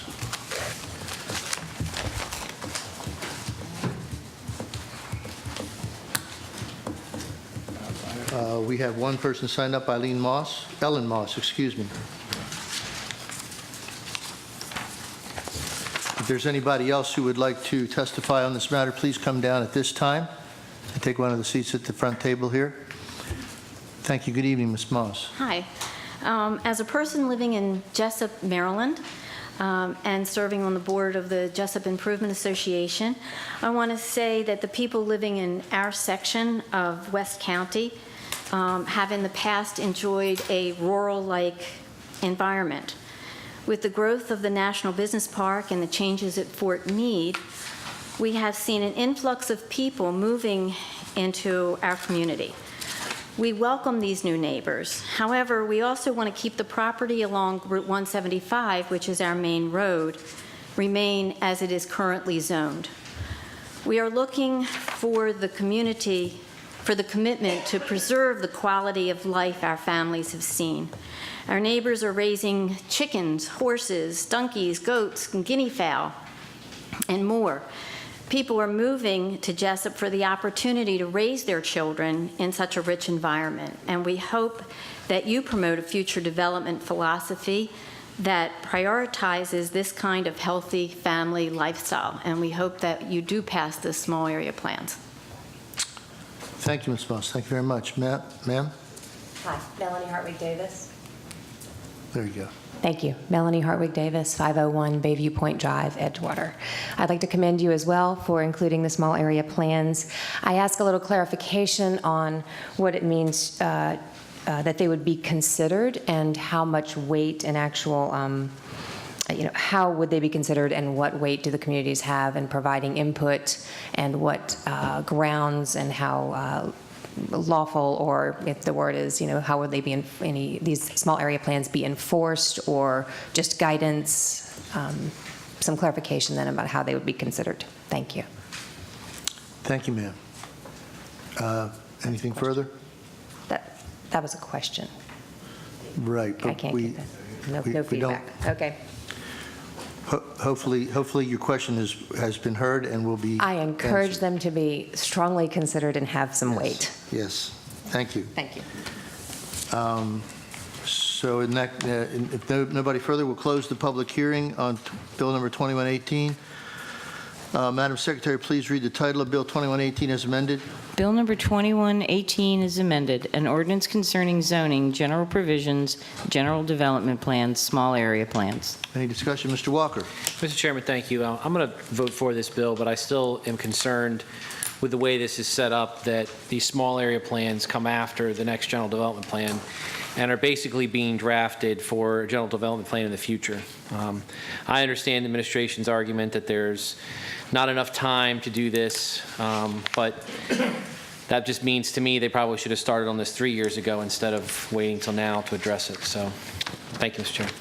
Thank you, Mr. Walker. Mr. Smith. And just to reiterate, because I was going to say something along those lines, but I have stated in the past that it is certainly my intent with this current general development process as we begin it. My intent was to do a small area plan with at least two communities, Jessup and Linthicum. And so I've said that at a number of different meetings, and I want to sort of reiterate that, even though it's not required with this bill, with this current GDP, it certainly is my intent to have us accomplish something before the end of the year. So that's it, Mr. Chair. Mr. Chair? Yeah, Mr. Walker. I would just add, Edgewater, I know, is working on theirs, so I'm sure there are other communities that are probably going to want to weigh in, and I hope the next council that's sitting here gives strong consideration of those things. Thank you, Mr. Walker. Madam Secretary, please call the roll on Bill number 2118 as amended. Mr. Fink. Aye. Mr. Pruski. Aye. Mr. Trumbauer. Aye. Mr. Walker. Aye. Mr. Smith. Aye. Mr. Grasso. Aye. Mr. Peruka. Aye. 7 in the affirmative, none in the negative. Bill number 2118 is passed. Thank you. Madam Secretary, please read the title of Bill 2418. Bill number 2418, an ordinance concerning zoning, conditional uses, licensed dispensaries, growers, and processors of medical cannabis. Thank you. Mr. Marzick, good evening. Good evening, Mr. Chairman. I think we already had the hearing on this. This bill was just held, right? Correct. We did. Nothing further to add? No, sir. Is there any discussion by the council? I have an amendment. Well, that qualifies. Madam Secretary, please read amendment number 1. Amendment number 1. This amendment exempts dispensaries of medical cannabis that are located in a business complex on industrial zone property from the special exception use requirement regarding vehicular access. Move to adopt, Mr. Chair. Thank you. All in favor? No, not all in favor. Hold on. We got to. Let me explain it first. We got to discuss first. Mr. Trumbauer. Thank you, Mr. Chair. So I think, given that the entire council has co-sponsored the bill, that this is going to pass. And so I also understand that the county executive has undertaken a task force effort or work group effort to look more holistically and comprehensively at how medical cannabis industry is accommodated in the county. But I wanted to take the opportunity of this bill before us to make a very, I think, narrow clarification, and that's what this amendment does. It was surprising to me to learn that a medical cannabis dispensary that was proposed in an industrial business complex that was abutting an arterial road it did not meet the requirements under our current law. Now, when we passed that several years ago, there was a deliberate effort to locate these facilities in, for lack of a better word, industrial areas, and most of those are located on arterial roads, and that was part of the provision of that use. And so what this amendment does is, again, very narrowly, it allows for dispensaries of medical cannabis to be located in a business complex on an industrial zone property. And that's only for the special exception use requirement. So I think this is in line what at least my intent was when we passed the original bill, and hopefully my colleagues will agree. Thank you. Thank you, Mr. Trumbauer. Any other discussion? Mr. Chairman, just a quick clarification. This does not get rid of the 1,000-foot buffer from the house, correct? Only the artillery road provision. And it leaves the artillery road provision in. It just provides a very narrow exemption for business complex on industrial zone. What did I say? Artillery. Artillery road? Yeah, that's something different. Yeah. We'll get to that bill later. I think Grasso has that one. That being said, yeah. So it's been a long day. I apologize for my word mix-up. Madam Secretary, please call the roll on amendment number 1. Mr. Fink? Aye. Mr. Pruski? Aye. Mr. Trumbauer? Aye. Mr. Walker? Aye. Mr. Smith? Aye. Mr. Grasso? Aye. Mr. Peruka? Aye. 7 in the affirmative, none in the negative. Amendment number 1 is adopted. And Mr. Chair, before we move on, can I just take a moment to thank Ms. Tate and also Ms. Corby for their work to get this amendment right. It was a busy day, and we were scrambling towards the end, so I just wanted to acknowledge that they made it happen. Thank you. What a gentleman. With that, Bill number 2418, as amended, will be heard on May 21st, 2018. Madam Secretary, please read the title of Bill 2618. Bill number 2618, an ordinance concerning capital budget and program, Rock Creek Aerator Fund Transfer. Thank you. Mr. Marzick. Mr. Chairman, members of the council, Bernie Marzick in the County Executive's office. Coming to the table is Karen Henry from Public Works, Bruce Wright from Public Works, and Masoud Gutney from Public Works. Bill 2618 requests a fund transfer from 6 completed or nearly completed dredging capital improvement projects and transfers that to the Rock Creek Aerator project. This aerator plays a crucial role in the health of Rock Creek. The aerator system was installed in 1988 and refurbished in 2001, but the current system has reached the end of its useful life and is in need of replacement. The bid came in above the engineer's estimate, but with negotiations, we've been able to get a reduced total bid price. Additional funds are not needed to award this, are still needed to award this construction contract. There is no financial impact on the, because there are no additional funds being requested, just being transferred. We'd be happy to answer any questions the council has. Any questions? In that case, we'll open the public hearing. I don't believe that there's anybody signed up for the public hearing. Is anybody? Oh, excuse me. Please come on down. Irene Myers Thompson. I'm sorry. Sorry to miss you there. Excuse me.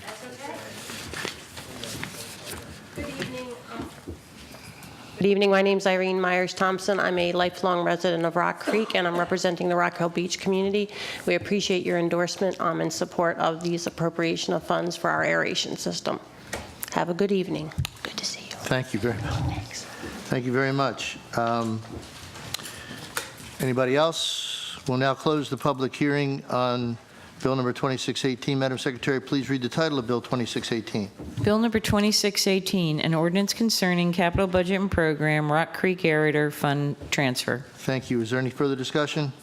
Madam Secretary, please call the roll on Bill number 2618. Mr. Fink? Aye. Mr. Pruski? Aye. Mr. Trumbauer? Aye. Mr. Walker? Aye. Mr. Smith? Aye. Mr. Grasso? Aye. Mr. Peruka? Aye. 7 in the affirmative, none in the negative. Bill 2618 is passed. Thank you, Madam Secretary. Please read the title of Bill number 2718.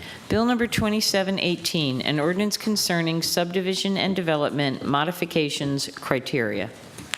Thank you, Mr. Marzick. Mr. Chairman, members of the council, Bernie Marzick in the county executive's office with me at the table. Phil Hager from Planning and Zoning, Greg Swaney, Office of Law, and Kelly Krenitz from Planning and Zoning.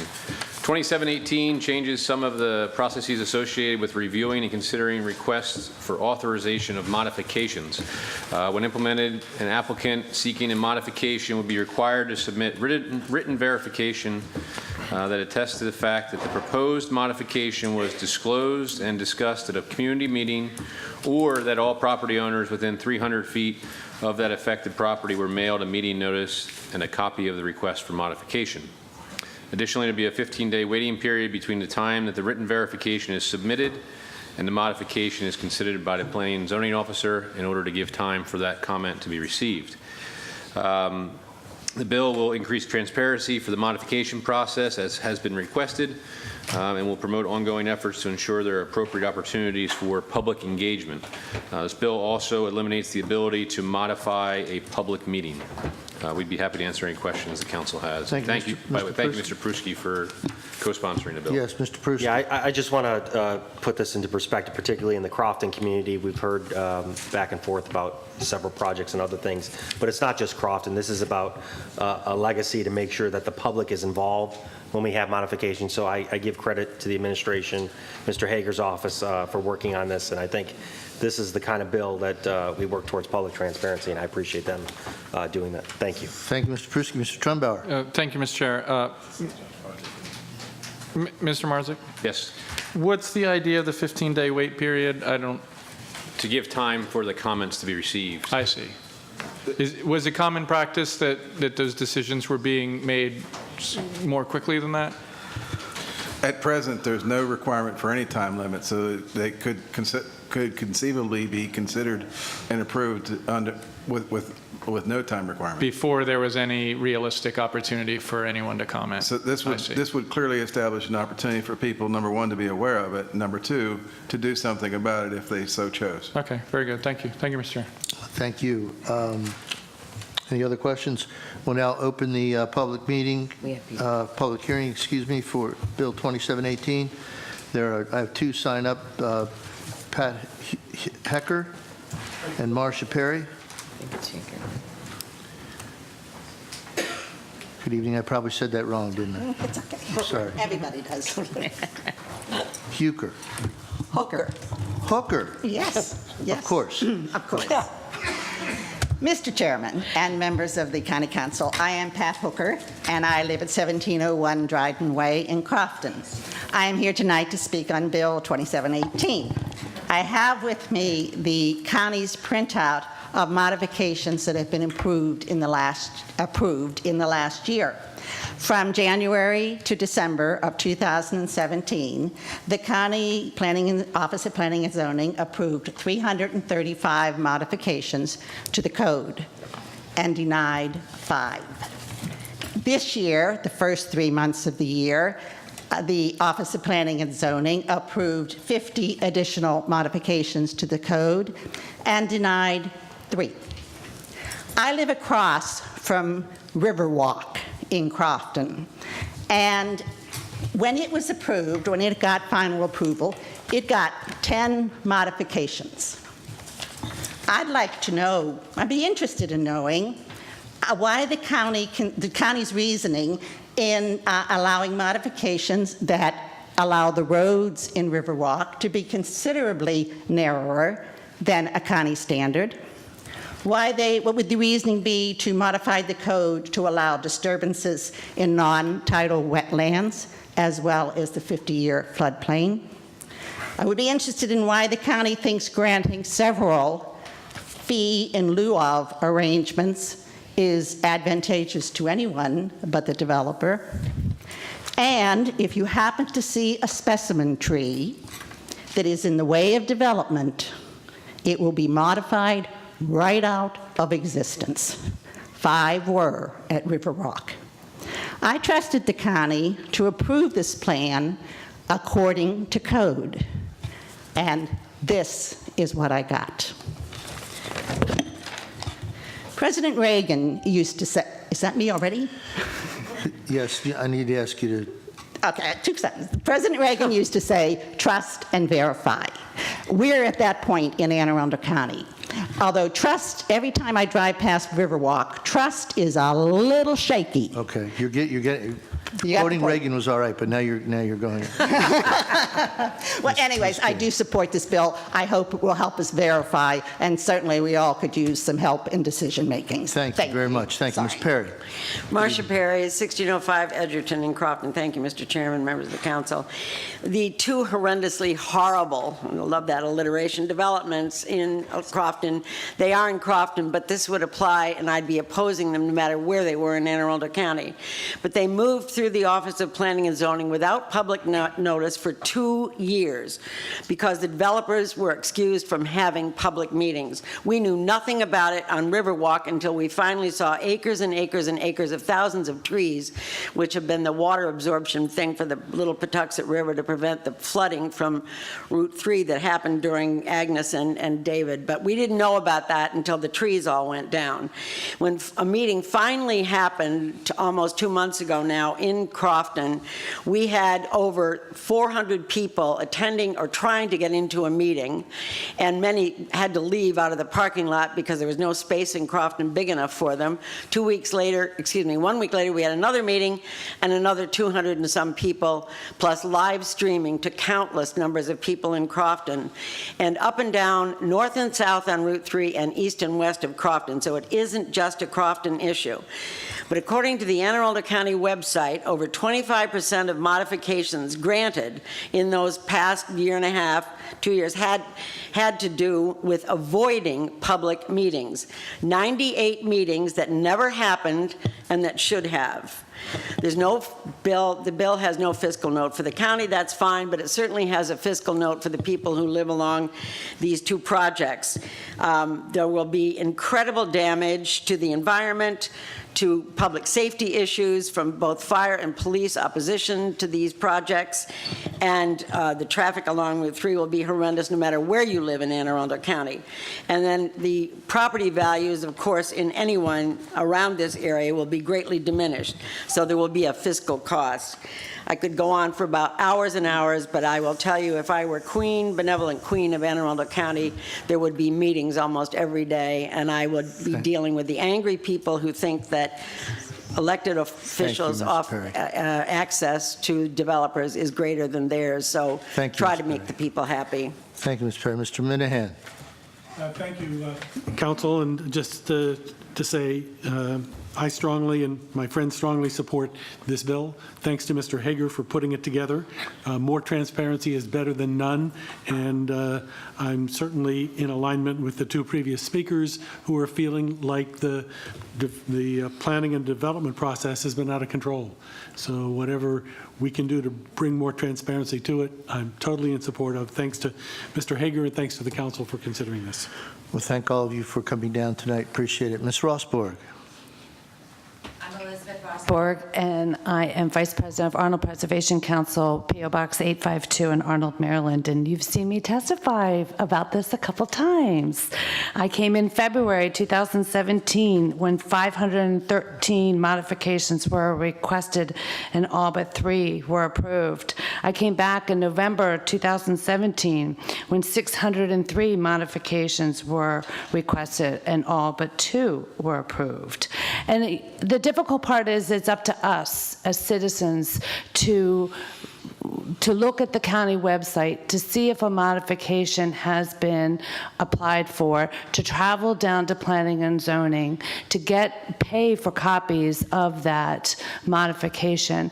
And at least this way, those people within 300 feet and those organizations that represent the area are notified of the modification. So we are strongly in support of 2718.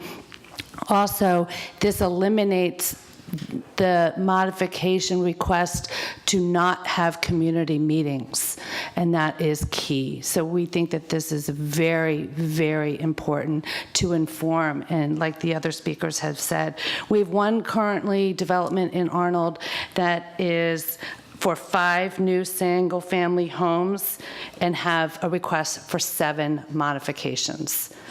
and no public. They've had a public meeting, but again, it was up to Arnold Preservation Council to go down, get copies of the modification, and notify the neighbors that they're trying to skip sketch plan, have private roads, amend the DPW design manual, forest conservation, and I've forgotten the seventh, but in other words, please, please pass 2718 in support of us citizens. Thank you. Thank you, Mr. Osborne. Sir.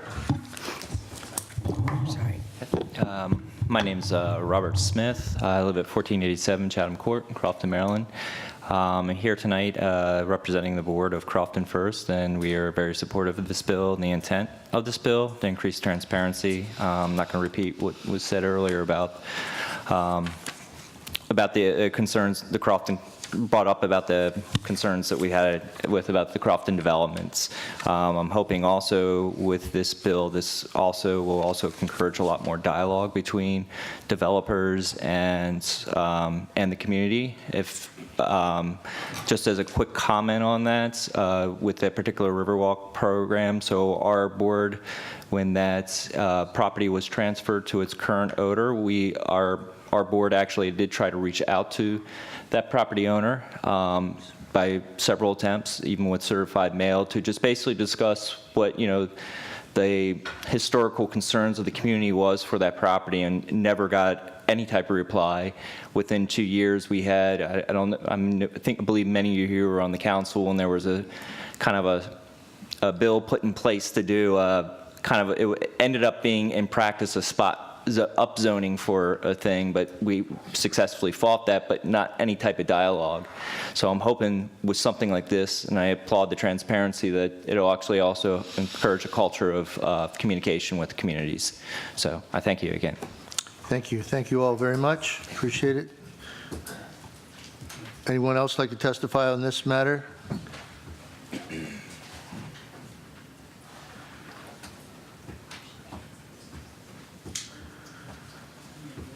Good evening, Ms. Maureen. Good evening, Mr. Chairman. I'm Maureen Carr-York, and I am the president of the Greater Severna Park Council. And thank you, members of the council, for hearing from us this evening.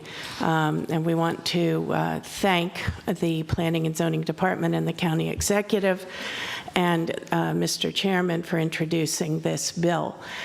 The one thing that shocks our residents more than anything else is when they perceive that the law is not being followed. And that is, in essence, what a modification is. It's a decision to not enforce a specific part of our planning, zoning, or development law. To say it isn't important here, we can look aside from that, we'll make an exception. And our folks are tired of seeing it. You've heard the numbers, seeing Delegate Marcia Perry here this evening and seeing former school board president Pat Hooker here says to you that these folks who have lived in this county for decades and served the county with distinction for decades are similarly distressed. And I would just ask you to pass this bill, and our folks in Severna Park's area will be very happy, as will, I believe, the folks around the county. Thank you. Thank you, Madam President. Mr. Muller. Muller, yes.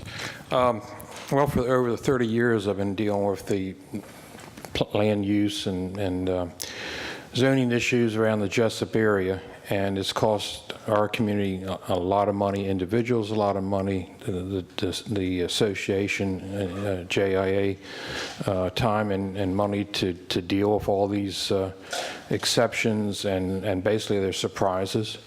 So I think the transparency that this would bring is absolutely necessary to make people feel they have a say. In our community, people get burnt out because it just seems like they don't have a say, and they don't know what's going on. They hear about things way after the fact when it's too late, and because of that, they just don't want to be involved anymore. They don't want to, they feel like, why bother? So I think anything that can be done to increase transparency and to ensure the public has the ability to weigh in on these important issues, which affects the quality of life, not only in Jessup, but all through the county, and I think that's important. And to express the need to change the philosophy that this county has been following for the last, I don't know how many years, that does not seem to promote a good family-oriented quality of life in our county. So I definitely support it. Thank you. Thank you, Mr. Mueller. Appreciate it. Anybody else? We'll now close the public hearing on Bill number 2718. Madam Secretary, please read the title of Bill 2718. Bill number 2718, an ordinance concerning subdivision and development modifications criteria. Thank you. Any further discussion? Madam Secretary, please call the roll on Bill 2718. Mr. Fink. Aye. Mr. Pruski. Aye. Mr. Trumbauer. Aye. Mr. Walker. Aye. Mr. Smith. Aye. Mr. Grasso. Aye. Mr. Peruka. Aye. 7 in the affirmative, none in the negative. Bill number 2718 is passed. Thank you. Madam Secretary, please read the title of Bill number 2818. Bill number 2818, an ordinance concerning subdivision and development, subdivision, site development, time extensions, sketch plans, final plans, and site development plans. Thank you. Mr. Marzick. Mr. Chairman, members of the council, Bernie Marzick from the County Executive's Office with me at the table, Phil Hager from Planning and Zoning, Kelly Krenitz from Planning and Zoning, and Greg Swain from the Office of Law. Bill 2818 is part of the package of bills the county executives introduced to address development issues in the county. This bill will affect the manner in which time extensions for subdivision and site development plans may be considered.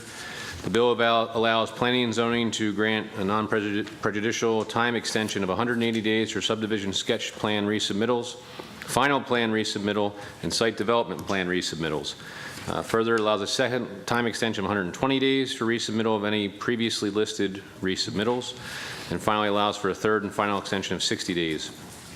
After the third extension, if an applicant wishes to pursue the project, he or she would be required to reinitiate project review from the beginning or seek a modification that would require a demonstration of good cause and approval rationale other than financial. This bill will save time for review staff and prevent applicants from applying for seemingly endless extensions and stop individual developers from tying up infrastructure resources until they're truly ready to proceed with the project development. We'd be happy to answer any questions the council has, and we ask for your support of this bill tonight. Thank you. Anybody, any questions? If not, then we'll open the public hearing on Bill number 2818. I don't have anybody signed up for 2818. Does anybody like to testify on 2818? Seeing no movement, we'll close the public hearing on 2818. Madam Secretary, please read the title of Bill 2818. Bill number 2818, an ordinance concerning subdivision development, subdivision, site development, time extensions, sketch plans, final plans, and site development plans. Thank you. Any discussion? Madam Secretary, please call the roll on Bill 2818. Mr. Fink. Aye. Mr. Pruski. Aye. Mr. Trumbauer. Aye. Mr. Walker. Aye. Mr. Smith. Aye. Mr. Grasso. Aye. Mr. Peruka. Aye. 7 in the affirmative, none in the negative. Bill number 2818 is passed. Thank you, Madam Secretary. Please read the title of Bill number 2918. Bill number 2918, an ordinance concerning zoning, residential districts, lot merger, and unmerger. Thank you. Mr. Smith. So just to give everyone a little context on this particular bill, I want to say maybe 9 months ago, it's been a while. There was a church in Linthicum who was having some issues with, they own 2 parcels of land with the church, and each unit or each structure that's on each of those parcels are treated as primary sort of buildings or structures. And so the intent behind their efforts was to be able to continue to use the house that's on the other piece of land for the church as office space and other sort of religious like functions that they currently do. Right now, because it is treated as almost like a barn for a or if what we're trying to accomplish is if you are a farmer, essentially, and you have a barn, it's an accessory use for your farming industry. Well, for the church, their accessory use from a religious standpoint is to be able to use this house that's on their land that they own, that is on a separate parcel, as an accessory use because the standards and things like that change. And so about 8 months ago, we started down this road to try to figure out a way to help them overcome this obstacle. Legislation was sort of put up there, and then I withdrew it because the administration was saying, well, maybe we can find a way to make this happen without legislation. And so, 6 months or whatever the timeline is went by, and then the decision was, well, let's just do the legislation, right? And so now we do the legislation, and we're kind of getting ready to vote on it tonight. And I think what you'll hear from the administration is maybe there's another way to do it without the legislation. And so in my mind, I am not fixated on either way. At the end of the day, I think it's important for government to work for the businesses or the institutions that live here in the county and the residents. And so we have literally taken this church to the cleaners, if you will, while they've sort of been patient, and it's, they've certainly been working with the administration, and this is all credit to the Office of Law and everybody else. I mean, they have put a lot of work into this process. I just want us to find a solution so we can stop, giving them the runaround. And I feel like, this is sometimes is why people are upset with government because it seems like a never-ending pool of stuff that we got to figure out a way to find our way out of it. So I'm all ears on what the administration is willing to do to help this church continue to serve and bring people closer to God, Mr. Peruka, quite frankly. And I'm excited to help them because they have done a great service in this community for decades. And I want them to continue to do that. They own the two properties that are literally right next to each other. And this, whatever you think administration is the way to do it, let's do it. But I am not trying to have them go another 6, 7, 8 months. Well, because it seems like in my head, a very simple solution. But somehow we have just not been able to crack the whip on this one. But, if you got any comments, I'd love for the council to hear what you guys think is a reasonable way to accomplish this. Mr. Marzik. Sure, Mr. Chairman, members of the council, Bernie Marzik at the County Executive's Office, with me at the table Phil Hager from Planning and Zoning, Greg Swain from Planning and Zoning, Kelly Krinitz from Planning and Zoning, and Lori Rhodes from Planning and Zoning. I'm going to defer to Ms. Rhodes on this. I know these issues came up, I believe, on Friday, where Planning and Zoning doesn't believe this actually accomplishes the goal you're trying to accomplish. But Ms. Rhodes thinks that we have... For the record, I think the language and the effort, and Ms. Tate could probably chime in, originated with some input from the admin. And So I guess I didn't make it up. So I'll clarify that Ms. Rhodes did provide language to us to amend the bill, but at the end of the day, the result for the church is that they still need to go do all these other steps to even use what was their former rectory that the prior church sold for money. So basically what they're trying to do is merge back something that was originally part of the church, and they repurchased it. But so at the end of the day, even if we do this bill, they're going to make the church file for a non-conforming use, file for a special exception to expand their non-conforming use. There are a number of steps they're going to require the church to do, even if we amend this bill tonight or pass this bill or come back, because where the church is located is a residential district, and so it doesn't have the size that's required. And Ms. Rhodes can elaborate on the history of it, but that's essentially it. Even if we change the bill per Ms. Rhodes' suggestion, there's still a lot more ahead for the church to deal with before they can use this building. Ms. Rhodes. Yes, Lori Rhodes with the Zoning Division. I was working with Pete Smith's assistant trying to figure out a solution for this property. It is in an R5 district. The R5 district allows religious facilities on a lot of at least 2 acres. This property has about, I think, 30,000 square feet, and even if it combined the lot with the rectory that they want to change into an office, it would still be less than 2 acres. The code defines a non-conforming use as a use that came about when it was allowed.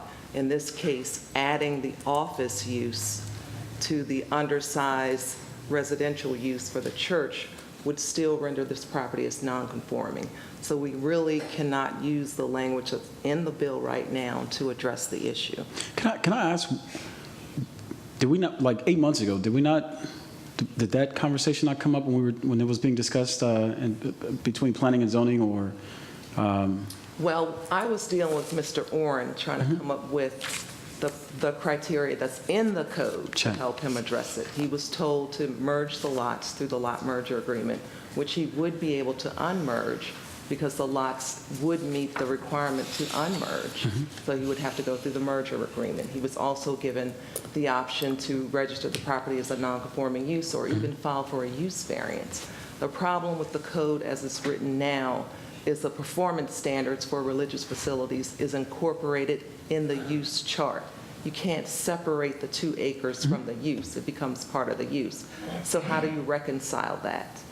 This bill does not reconcile the zoning issues. When we look at zoning, we're looking at orderly development based on how the code is codified.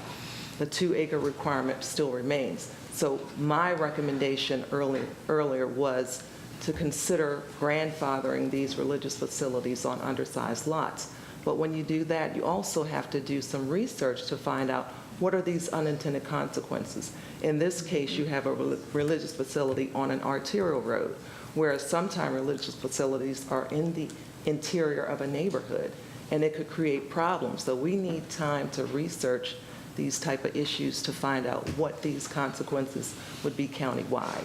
So your bill does not address the zoning issue. It will take care of the merger issue, but the zoning issue remains because we have a code that permits uses. Okay, this use is permitted on 2 acres. Check. This bill does not address that issue. So how do you address the zoning issue? This is a 2-pronged issue. You're talking about a merger issue, and then you're talking about a zoning issue, and zoning regulates the use. So that has not been addressed. What I did hear from you that sort of gave me hope and light was there's a 2-prong issue, and this may solve one of them. So I'm happy to hear that because we at least moved the goalpost to try to address it.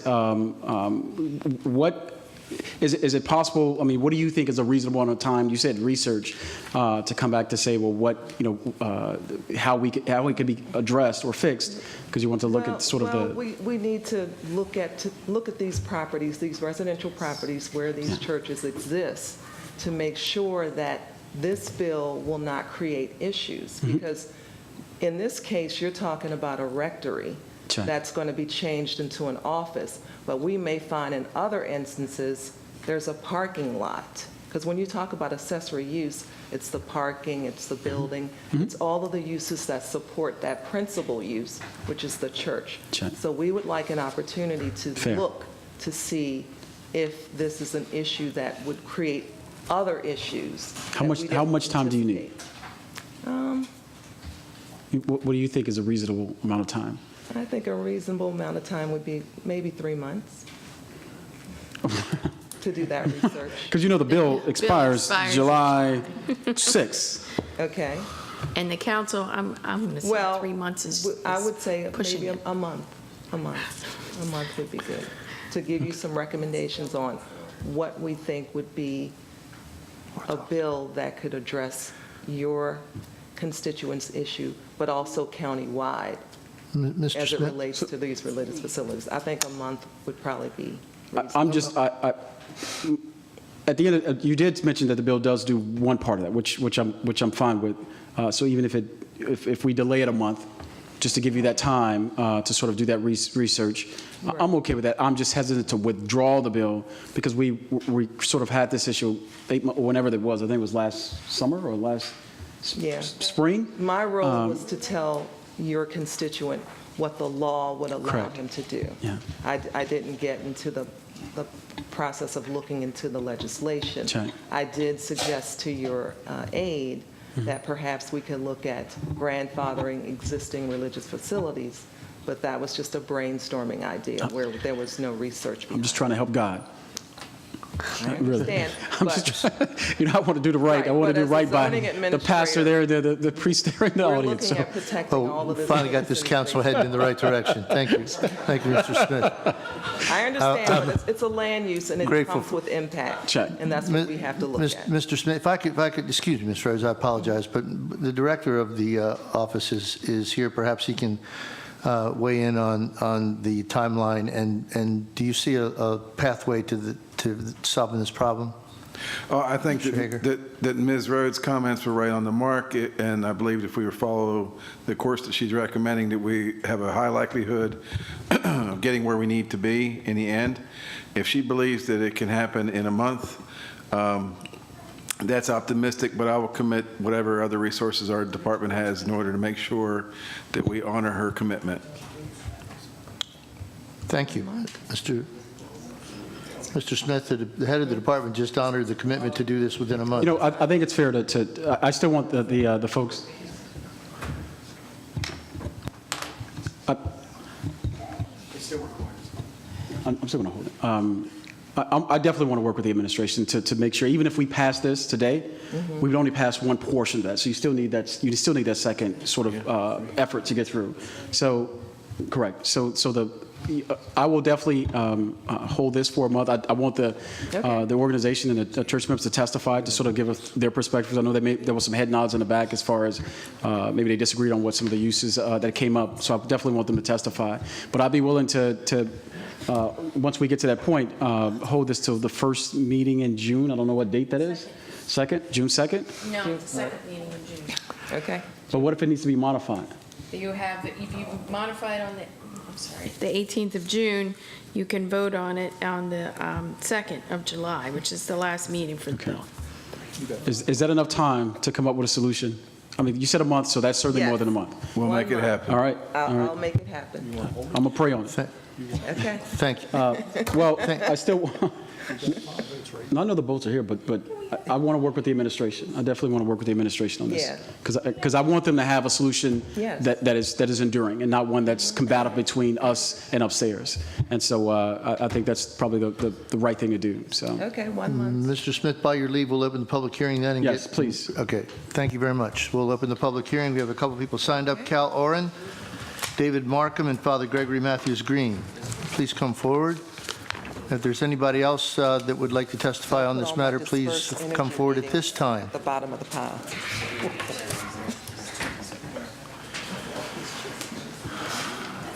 Thank you for your patience and sitting with us all evening. Spend your evening with us, Father. Mr. Oren, would you like to begin? Yes, thank you. And I'm very appreciative of hearing that there has been a lot of action, because on our end, it hasn't seemed, we haven't had Well, you kicked it into gear here tonight, sir. We haven't seen the perception of that. I do want to speak in favor of this bill, because I think there's some good things here. Large lots are generally better for the public interest. Subdivision is an expensive, time-consuming, and serious matter, but when there's an opportunity to reverse that and simply recombine lots that were previously combined, were a single lot, and simply reverse that process, that's generally going to be in the general public interest, I believe. There's no financial motivation to do that. If you think about it, if you're a developer and you own 10 small lots versus one big lot, the 10 are always going to be worth more than the one big one. So reversing that must have some other purpose that would be in the general public interest. I did want to make somewhat of a correction in our case with this particular church. It had been a rectory originally. It's a 100-year-old plus church and rectory. It had then gone through a change of use, and it was being used as offices and meeting rooms. And it had gone through that process. It was subdivided in 1980 or about then, and because it was then subdivided, it reverted back to its previous residential use. So it was designed as a rectory, changed to light commercial or office and meeting rooms, and then reverted back to residential. So we really are trying to simply go back to what had been approved and had been the case for a couple of decades before the subdivision occurred. Thank you, sir. Mr. Markham. I would like to thank everybody for all the work they've done on this. Now, I don't know if Councilman Smith is aware, I believe he is, that we are, the Linthicum Shipley Improvement Association is in favor of it. And I also wanted to say that though it's taken some time to get here, we haven't been sitting on our hands. When we got the property, it was quite in disrepair, and we've done quite a lot of improvements. So I just wanted to tell you that we have a commitment to the community, and we'd like to broaden our mission. Thank you, Mr. Markham. Thank you very much. Father Matthew Green. And I'm a resident of Linthicum as well as being the pastor of the church. I want to thank you all for, first of all, entertaining this bill, and for Mr. Smith for introducing the bill. Obviously, we support what this is, the goal of this bill. Primarily for me as the pastor of a congregation that is small but vital, it allows us to do things that congregations are meant to do, considering the limitations of the present confining property at the corner of Maple and Camp Meade. If we join these two together, we'll be able to have a couple of more Sunday school classes for these little kids. We'll be able to have meetings and ministries and programs. Although on the small scale, they would fit our parish, and we'd be able to do the kinds of things we need to. That's really all I want to say, but I want to thank you again for your time with us. Father, or any, Mr. Chair, I'm sorry. Yes, of course. If we come back, obviously the administration would have another month or so to sort of work out some other language issues. Would that timeline have any impacts to your operations over the next, basically, if it's passed on June or July 2nd? Just slows it down a month. I mean, okay. it's...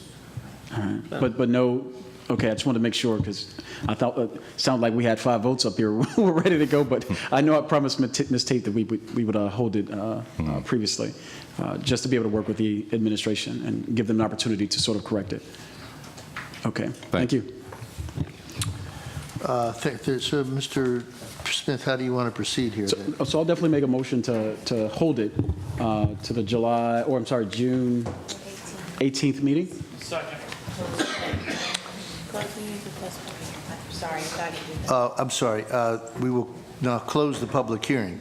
Now, Mr. Smith, how would you like I'll make to a proceed? motion to hold the bill to June 18th meeting. It's been moved and seconded. Madam Secretary, would you please call the roll? Mr. Fink. Aye. Mr. Pruski. Aye. Mr. Trumbauer. Aye. Mr. Walker. Aye. Mr. Smith. Aye. Mr. Grasso. Aye. Mr. Peruka. Aye. 7 in the affirmative, none in the negative. The motion to hold the vote to June 18 for Bill 2918 is adopted. Mr. Hager, did you have something you wanted to say? I did. Before we leave this issue entirely, Ms. Rhodes and I were brainstorming in the audience while we were also listening to the testimony. It's easier for her to do that than me because I'm handicapped as a male.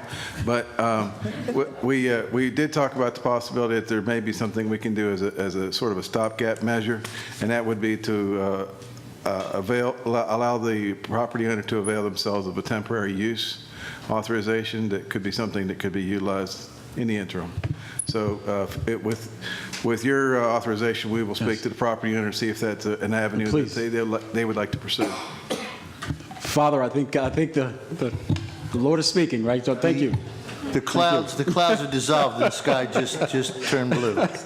I love it. Thank you. Thank you very much, Mr. Hager, Ms. Rhodes. Thank you. Apparently,